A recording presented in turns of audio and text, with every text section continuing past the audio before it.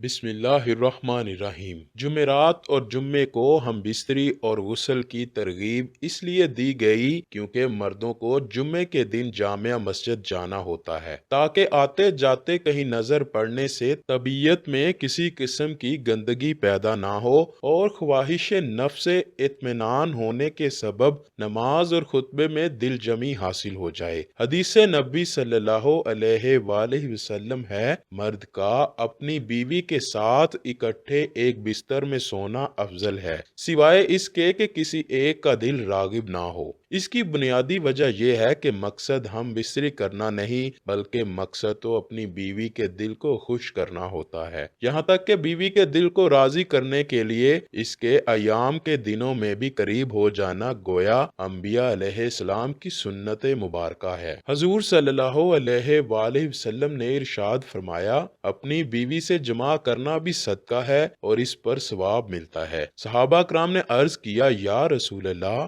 ایک شخص اپنی بیوی سے نفسانی خواہش پوری کرتا ہے، اس میں بھی ثواب ملتا ہے؟ آپ نے ارشاد فرمایا، اگر وہ اپنی خواہش کسی غلط جگہ پوری کرتا تو اس پر گناہ ہوتا یا نہیں؟ تو صحابہ کرام نے عرض کیا، یا رسول اللہ، ضرور گناہ ہوتا۔ تو حضور نے فرمایا، جب گناہ سے بچنے کے لیے حلال جگہ اس کو صرف کیا تو ضرور ثواب ملے گا۔ ایک اور حدیث شریف میں ہے، جب کوئی شخص اپنی بیوی سے جماع کا ارادہ کرے تو بے ستر ہونے سے پہلے اسے چاہیے کہ یہ دعا ضرور پڑھ لے، اس لیے کہ اگر اس صحبت سے ان کے درمیان اولاد ہوئی تو اس اولاد کو شیطان بھی نقصان نہیں پہنچا سکے گا۔ وہ دعا یہ ہے، ترجمہ، شروع کرتا ہوں اللہ پاک کے نام سے، اے اللہ ہم کو شیطان سے بچا اور آپ اس سے جو اولاد عطا فرمائیں گے اس کو بھی شیطان سے بچا۔ رسول اللہ صلی اللہ علیہ وآلہ وسلم کا ارشاد ہے، اگر اس میلاب میں حمل ٹھہر گیا تو اس بچے کو شیطان نقصان نہیں پہنچا سکے گا۔ یاد رکھیں، یہ دعا سطر کھولنے سے پہلے پڑھنی چاہیے، اگر سطر کھولنے کے بعد یاد آئے تو دل سے پڑھیے، زبان سے نہیں، اور دعا میاں بیوی دونوں کو پڑھنی چاہیے۔ شیطان کے نقصان نہ پہنچنے کا مطلب میں علماء کرام نے کئی مطلب بیان فرمائے ہیں، مگر ایک عمدہ مطلب بعض علماء نے یہ بیان فرمایا ہے کہ اس بچے کا ایمان محفوظ رہے گا، شیطان اس کو ایمان سے ہٹا نہیں سکے گا۔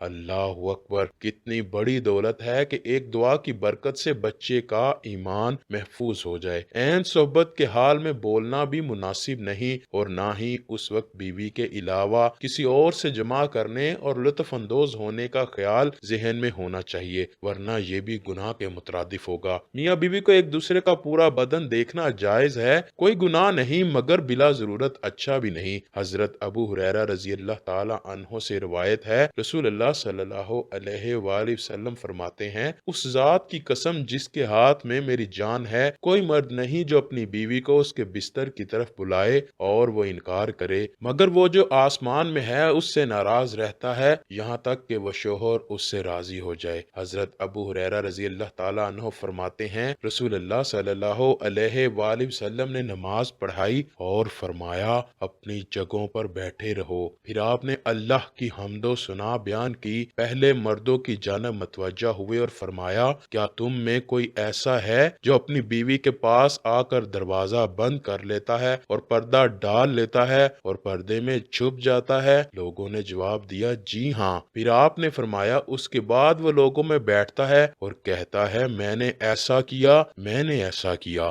یہ سن کر لوگ خاموش رہے۔ مردوں کے بعد آپ صلی اللہ علیہ وآلہ وسلم نے عورتوں کی جانب متوجہ ہوئے اور ان سے بھی پوچھا، کیا کوئی تم میں ایسی ہے جو ایسی باتیں کرتی ہو؟ تو وہ بھی خاموش رہیں، لیکن ایک نوجوان عورت اپنے گھٹنے کے بل پر کھڑی ہو کر اونچی ہو گئی تاکہ آپ اسے دیکھ سکیں اور اس کی باتیں سن سکیں۔ اس نے کہا، اے اللہ کے رسول، اس قسم کی گفتگو مرد بھی کرتے ہیں اور عورتیں بھی کرتی ہیں۔ آپ صلی اللہ علیہ وآلہ وسلم نے فرمایا، جانتے ہو ایسے شخص کی مثال کیسی ہے؟ اس کی مثال اس شیطان عورت کی سی ہے جو گلی میں کسی شیطان مرد سے ملے اور اس سے اپنی خواہش پوری کرے اور لوگ اسے دیکھ رہے ہوں۔ خبردار، مردوں کی خوشبو وہ ہے جس کی بو ظاہر ہو، رنگ ظاہر نہ ہو، اور خبردار، عورتوں کی خوشبو وہ ہے جس کا رنگ ظاہر ہو، بو ظاہر نہ ہو۔ شب زواف میں میاں بیوی کا ازدواجی تعلق قائم کرنے سے پہلے 2 رکعت پڑھنا مستحب ہے، اور یہ نماز